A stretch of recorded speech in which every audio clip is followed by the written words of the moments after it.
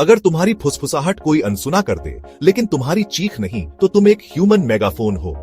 जब हम चिल्लाते हैं तो हमारे वोकल कॉर्ड्स ज्यादा तेज और जोर से वाइब्रेट करते हैं। इस वाइब्रेशन से ज्यादा तेज साउंड वेव्स बनती है जो हमारी आवाज को दूर तक ले जाती है। सोचो जैसे स्पीकर का वॉल्यूम बढ़ा रहे हो, ज्यादा पावर, ज्यादा साउंड। लेकिन सिर्फ वॉल्यूम की बात नहीं है। जब हम इमोशनल होते हैं, गुस्सा, एक्साइटमेंट, डर, तो हमारा दिमाग हमारे वोकल कॉर्ड्स को सिग्नल भेजता है कि और तेज करो। इसलिए हम जोर से चिल्लाते हैं। तो अगली बार जब तुम खुद को चिल्लाते हुए पाओ तो याद रखना, तुम बस अपना नेचुरल वॉल्यूम बढ़ा रहे हो ताकि तुम्हारी आवाज सुनी जा सके।